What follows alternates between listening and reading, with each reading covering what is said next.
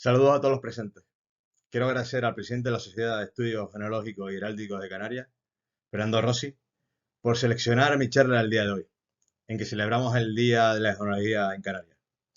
Y especialmente agradecer a mis compañeras y amigas, María León y María Carrillo, por su ayuda desinteresada, porque sin ellas no hubiera encontrado a Justa González y los eslabones que me faltaban. Esos bingos, como dice una de ellas, de mis antepasados por mi rama paterna. Naturales todos de la Isla Bonita, Benavare. También a ustedes que están hoy en este día tan señalado, porque además de celebrar el Día de la Genealogía Canaria, es un día muy especial para mí. Esta semana se han celebrado los 75 años del nacimiento de un niño, un hijo del volcán, mi padre, que vino al mundo durante la erupción del volcán San Juan, a unos cientos de metros del famoso Cumbre Vieja. Pero las casualidades no ocurren.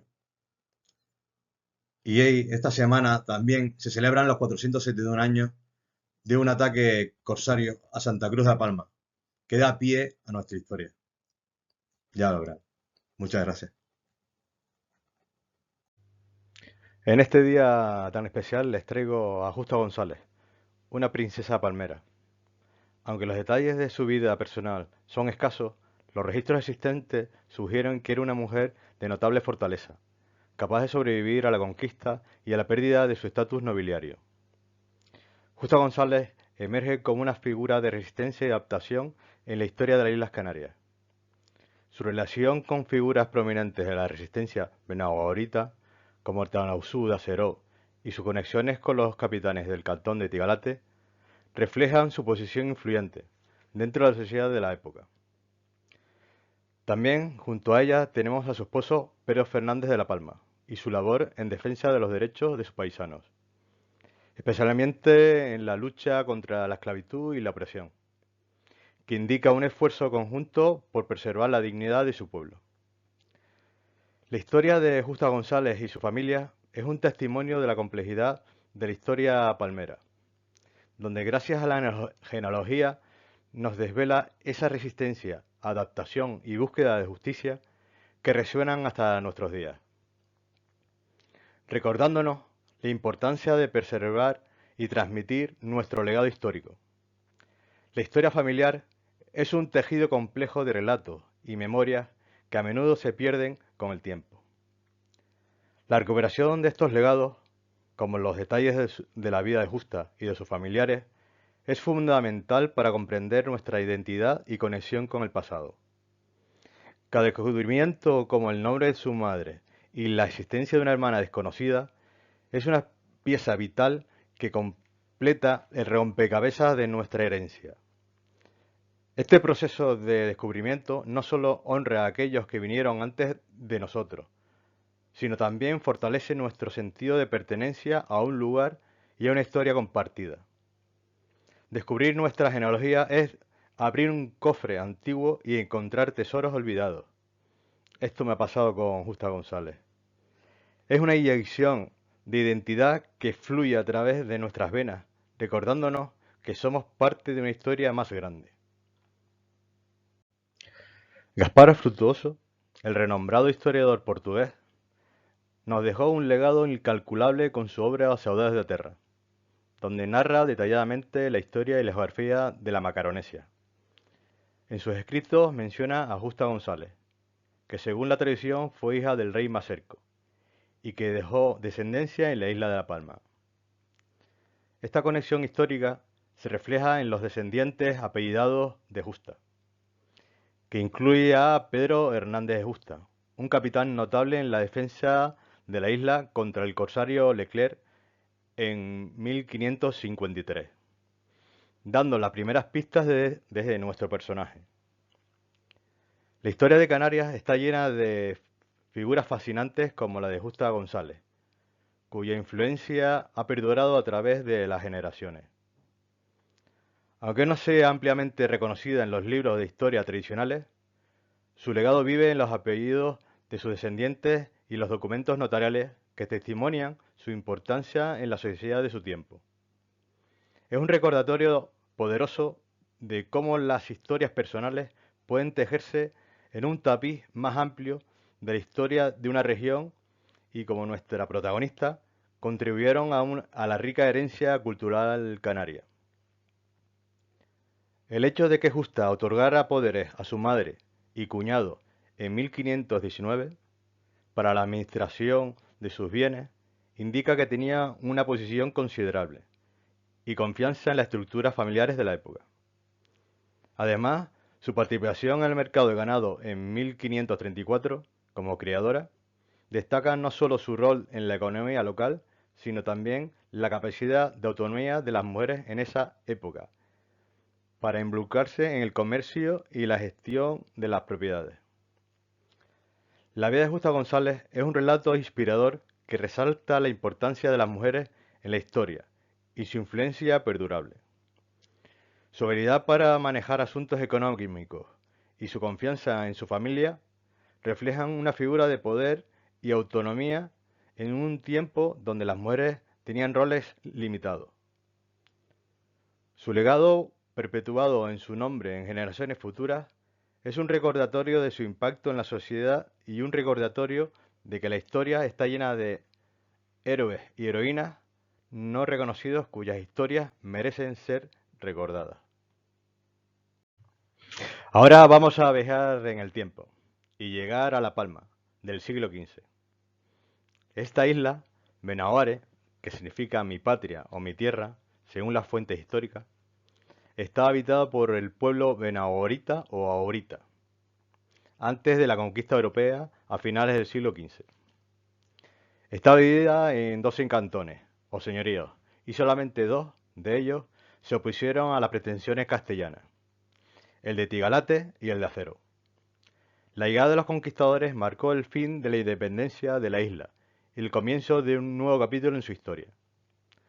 El que nos interesa en este relato es el bando prehispánico de Tigalate Maso, como el título del libro de Felipe Pais Pais, donde se nombran a los protagonistas de esta historia, la familia de Justa González.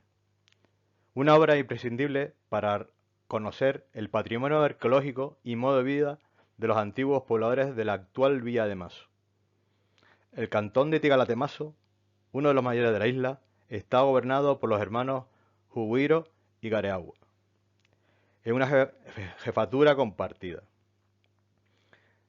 Tenían su morada, según la leyenda popular, en la cueva Ocaboco del Maco, el yacimiento prehispánico más emblemático de la isla de La Palma.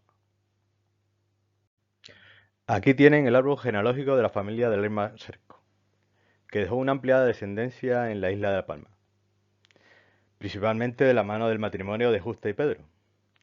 Las fechas son aproximadas, menos aquellas que nos proporcionan los documentos notariales, los famosos protocolos, como testamentos de compra-venta, de terrenos, etc. Estos documentos nos revelan sus nombres, sus relaciones familiares y si vivían o habían fallecido. Entre los nombres benahoritas y cristianos tenemos el de Arecida, que es un invento de la historiografía moderna, y desconocemos el de la otra hija que sobrevivió a la conquista castellana.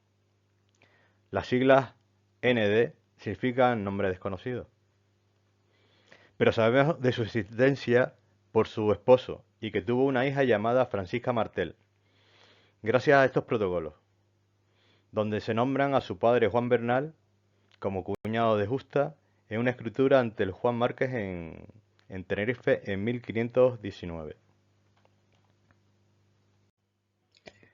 Esta historia de hoy puede igualarse o superar a la serie Juego de Tronos. Sus protagonistas tienen sus capítulos particulares, que nos hacen viajar en el tiempo desde la época preconquista hasta siglos más tarde, con ataques de los piratas de pie de palo. Macerca o Mazorco, de él solo sabemos que es nombrado como un rey benahorita, y el nombre cristiano de su esposa, María González. Los capitanes del cantón de Tigalate, los hermanos Juguiro y Gareagua. Justa González, como el nexo entre los antiguos y nosotros. Arecida, una luchadora por su libertad e independencia. Pedro Hernández de Justa, defensor de su terruño ante los piratas franceses. Y Tanausú, el William Wallace de Benaguare y primo de los hijos e hijas de Maserco. Las mujeres benauritas y del resto del archipiélago canario eran y son pilares de sabiduría y fuerza, cuyas contribuciones siguen siendo un legado valioso para la identidad cultural de Canarias. Se sabe que las sociedades guanches tenían estructuras matrilineales, donde la herencia y el linaje se transmitían a través de las mujeres. Los escritos antiguos documentan a las benauritas poseedoras de un físico robusto y resistente, que entraban en combate de igual a igual en la batalla junto a los hombres de su cantón, además de coraje, determinación e inteligencia. Tenemos fascinantes historias de las mujeres de La Palma, como la de Francisca de Gasmira, reina, esclava, ama, traductora y defensora de sus paisanos ante los reyes católicos, siendo una pieza clave a la conquista castellana. También tenemos la bravura de Guayafanta, del cantón de Aridane, conocida por su increíble coraje que demostró durante la conquista, donde se enfrentó a los invasores con una determinación feroz. En un acto de desafío extremo, cuando iba a ser capturada y sin salida posible, optó por llevarse consigo a uno de sus captores, como diríamos los canarios, enriscarse con él, al vacío, antes que la sumisión. Los conquistadores, viendo que sus intenciones y para evitar perder a uno de los suyos, tomaron una decisión brutal. Dirigieron sus afiladas armas a las piernas de Guayafanta, cortando así sus intenciones y su vida. En el texto donde lo ha sacado pone: Guayafanta, viéndose acosada, hace rostro a uno de los enemigos más ardientes en perseguirla. La derriba, la toma prontamente del brazo y marcha apresuradamente al borde de una peña escarpada, con intención de precipitarse con él. A la verdad le hubiera ejecutado, si una cuadrilla de 8 herreños, que acudió a tiempo, no le hubiesen roto ambas piernas con inhumanidad. Gómez Anes de Surara, un cronista portugués del siglo XV, documentó en sus crónicas la captura de mujeres benaoritas, entre las cuales destacaba una reina de un subcantón de Punta Gorda. Según la leyenda, esta reina prefirió lanzarse por un acantilado antes de caer prisionera de los conquistadores. Este acto dio origen al topónimo Cruz de la Reina. Y ahora llegamos a Aresida, la hermana de Justa. La princesa Aresida fue capturada en una razzia de los señores del Hierro, en la costa de Tigalate. Ella se enfrentó a un momento decisivo ante castellanos y herreños. Arrancada de su hogar junto a un hombre que compartía su destino, Aresida eligió luchar hasta el final, antes de ser alejada de su querida tierra. Su linaje benaurita rechazaba la esclavitud. Luchando por su libertad, Aresida se enfrentó con tal fuerza que su captor, el herreño Jacomar, se vio obligado a terminar con su vida para salvarse. El texto pone que Jacomar, por salvar su propia vida, sacó un puñal y la llenó de heridas en el pecho, de que murió. En este momento desesperado, la crueldad y el coraje se enfrentaron dejando una marca eterna en la isla de La Palma. La leyenda de Aresida, recordada con respeto y tristeza, dio nombre a un lugar en Tijarafe. Su historia es un himno de la libertad y al amor eterno por su tierra, y aún hoy su espíritu se siente en el viento de La Palma. Jugiro y Garagua, los capitanes del cantón de Tigalate Maso. El que tiene cara de pocos amigos es Garagua, ya sabrán por qué. Antes de la llegada de los conquistadores castellanos, el cantón de Tigalate Maso era gobernado por dos hermanos, Jugiro y Garagua, cuyos nombres resuenan con el eco de una época pasada. Garagua, cuyo nombre significa perro en lengua benaurita, era conocido por su temperamento belicoso y su fiera defensa del territorio. La historia cuenta que al nacer, su madre fue rodeada por muchos perros, un presagio que marcaría su nombre y su destino. Los benahoritas se enfrentaron con ferocidad a las incursiones de los herreños cristianos, defendiendo su terruño con tal pasión que incluso la muerte del noble Guillem Peraza en Tiulla, el año 1447, se convirtió en leyenda. Tanto es así que las endechas a la muerte de Guillem Peraza son uno de los textos más antiguos de la literatura canaria, lo que le confiere un valor histórico excepcional, que hace que las endechas sean un documento literario único y un tesoro cultural para las Islas Canarias y para la literatura española. Tras la sangre derramada en esas playas palmeras, vino un tratado de paz que abrió las puertas al comercio y a la reconciliación entre islas. Sin embargo, la paz sería efímera, pues Jacomar, ¿se acuerdan? El bellaco asesino de Ercida regresó a La Palma. Tras el tratado y hablando amistosamente con Areagua, le cuenta la historia de una indudable benahorita, sin saber que era su hermana.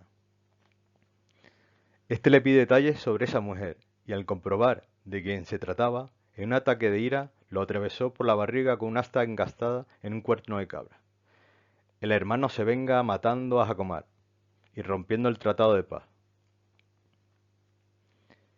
En 29 de septiembre de 1492, poquito antes que llegara Colón a las Indias, desembarcaron las tropas de Alonso Fernández de Lugo, en las playas del cantón de Aridane.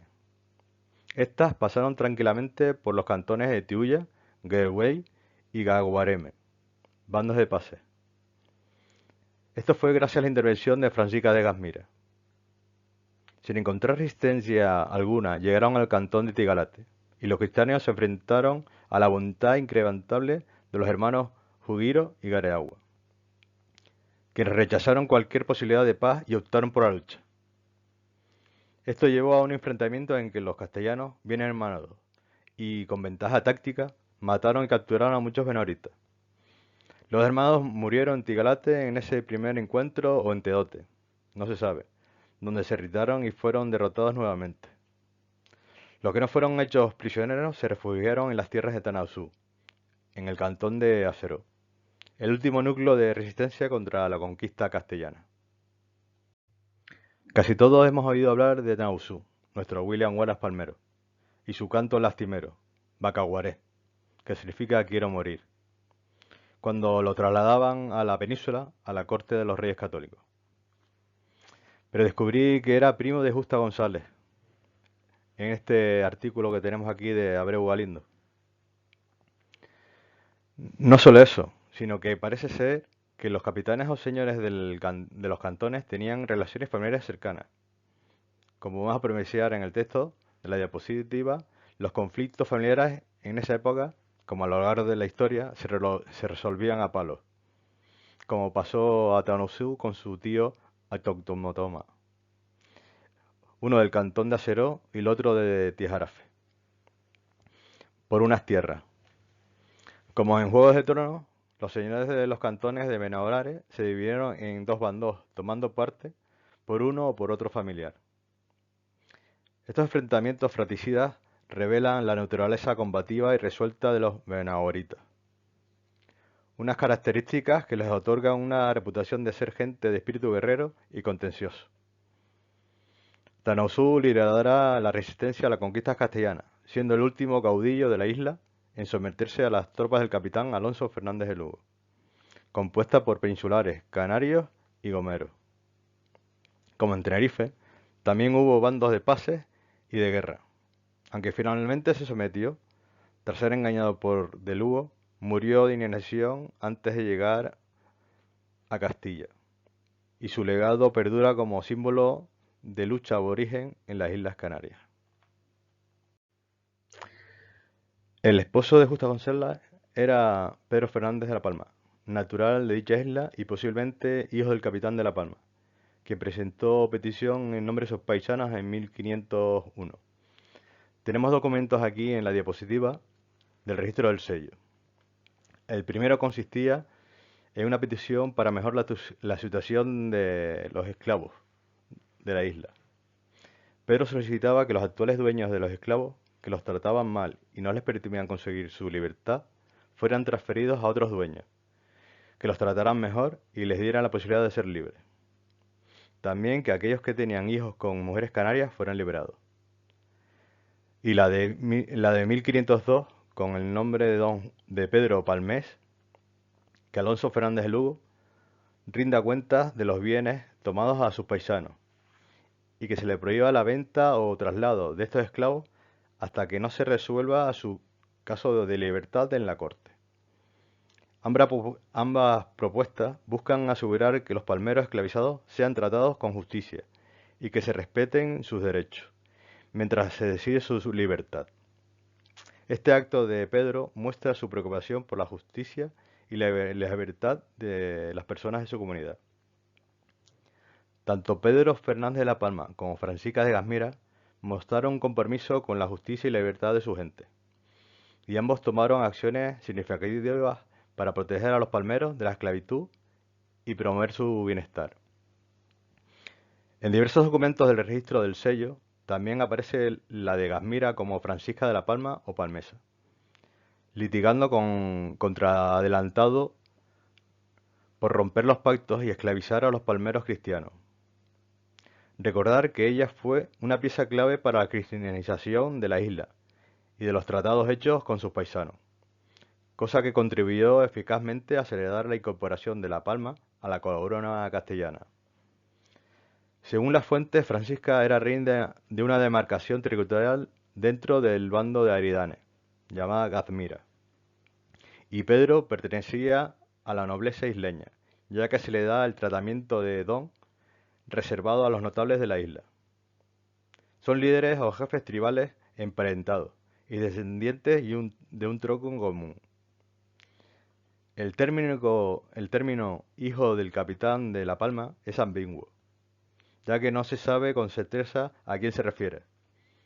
Algunos creen que se trata de Tanausú, quien era el capitán de La Palma y el líder de la resistencia benemérita. Durante el siglo XVI, la isla de La Palma experimenta un proceso significativo de mestizaje.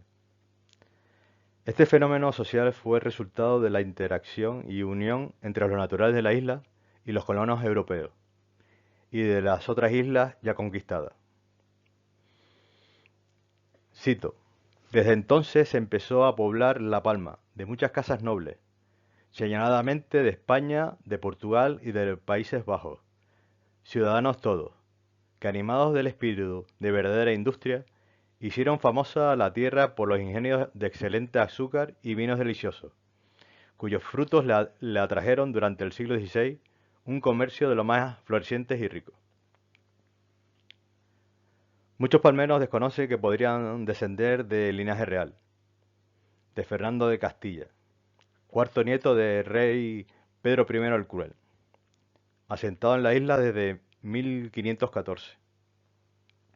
Por ejemplo, mi apellido de Paz es un legado de mi antepasada Ana de Pais o de Paz, hija de Juan Afonso de la Rosa y Blanca Llanes, que se asentó con su esposo Diego Pérez de Bade en San Andrés a principios del siglo XVI, cuando recibió data del adelantado Fernández Lugo en los Galguitos. De los hijos de Juste y Pedro, dos se casaron con mujeres de distinguido linaje normando, de Fuerteventura y Lanzarote, y los otros dos con mujeres naturales de La Palma. Cada apellido lleva consigo historias de triunfos y desafíos, reflejando no solo la identidad individual, sino también colectiva de una comunidad o región. El apellido de Justa, llevado por sus descendientes, es recordatorio no solo de su identidad, sino también actúa como un vínculo con el pasado histórico de la isla.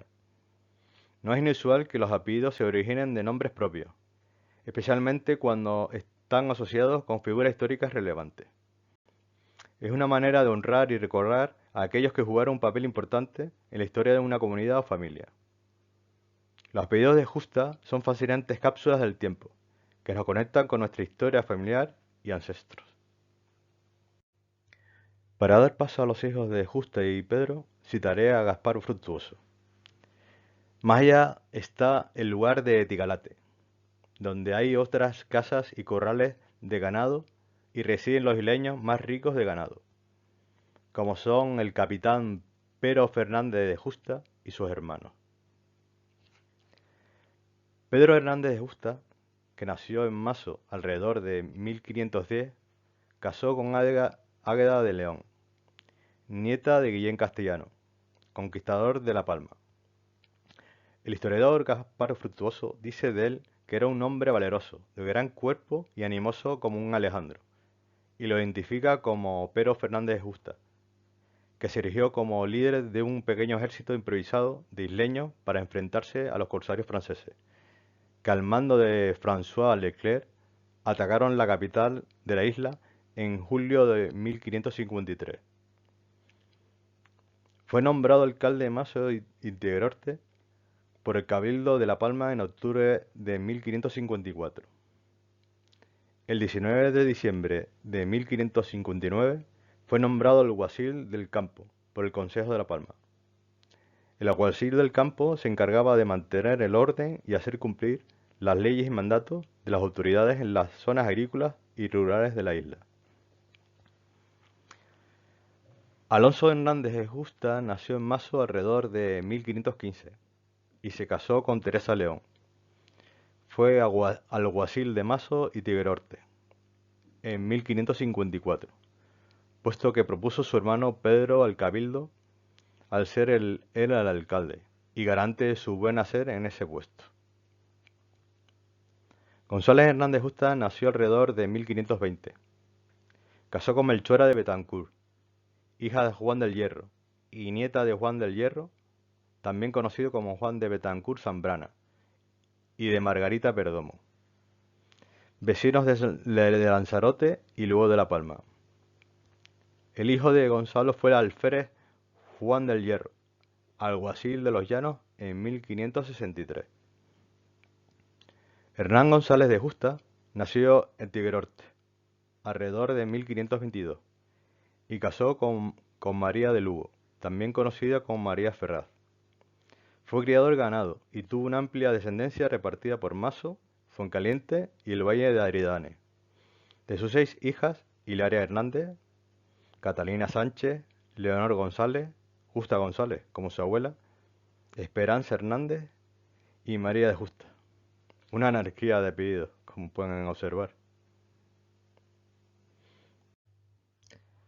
El linaje de los de Justa me llega de mis abuelos paternos Francisco y Luisa.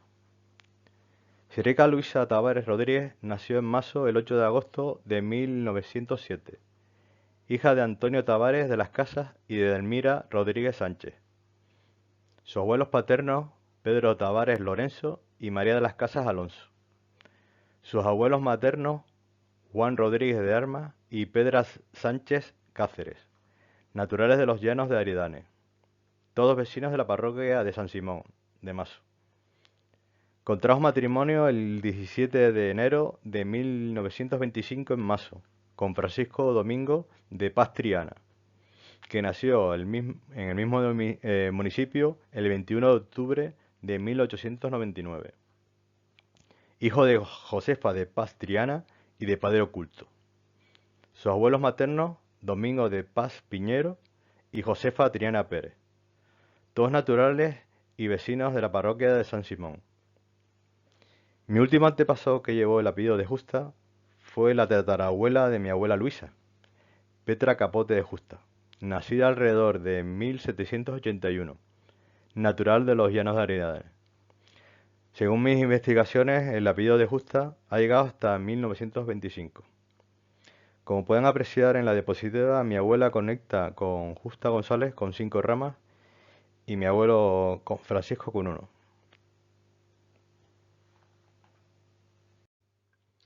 La casa familiar de los de Paz Tavares estaba a 2,4 kilómetros del Parque Arqueológico de Belmaco, que según la leyenda era la morada de los capitanes del cantón de Tigalate, Jugiro y Garagua. En julio de 2019 lo visité con mi querida tía Celeide. Un beso al cielo. Sin saber que mis antepasados podrían haber habitado ese lugar. Lo que sí me indicó mi tía era la casa de mis abuelos, y que el único de la familia que no nació allí fue mi padre. porque trasladaron a mi abuela a la capital por la erupción del volcán San Juan, dando a luz el 24 de julio de 1949. Después de tantos siglos, el terreno de mi familia paterna era el mismo donde habitó la familia de Justa y su familia. Es una inyección de identidad que me recorre por mis venas y me hace partícipe de la historia de los Benavoritas y la de Justa González. Y con este trabajo hago también partícipe a mi familia paterna, a todos los palmeros y a todos los descendientes de los emigrantes que están fuera de la isla para que conozcan su historia. Para finalizar con esta diapositiva, comentarles que en el escudo heráldico municipal de la Villa de Mazo, en la parte inferior, en campo de plata, la montaña y las ondas marinas que representan de mar a cumbre, el espacio geográfico que caracteriza al municipio. La memoria de los antiguos pobladores benavoritas queda patente en la representación de la cueva de Belmaco, según la tradición morada regia del cantón de Itegalate, sobre cuyas tierras se asienta hoy la Villa de Mazo. La historia de Justa es un recordatorio de que todos somos parte de una narrativa mucho más amplia, tejida por nuestros antepasados y perpetuada por las generaciones futuras. Aquí les dejo las fuentes donde he conseguido los datos y que pueden consultar si quieren.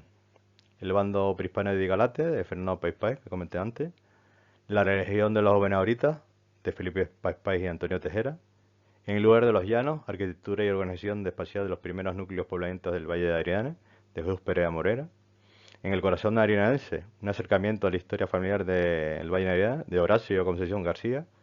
Las fortalezas secretas de los silenciados, la resistencia a los bienes canarios de Cirilo Leal. Protocolos de Domingo Pérez, escribano público de La Palma, 1557-1558, Luis Agustín Hernández Martín. También los acuerdos del Cabildo de La Palma en 1559 y 1566, Luis Agustín Hernández Martín.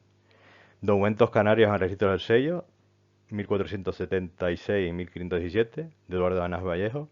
Y también para conseguir las conexiones de genealogía pueden acudir también a la tabla de parentesco de don Fernando de Castilla, Rijo de La Palma, que es la web castillamascerca.com.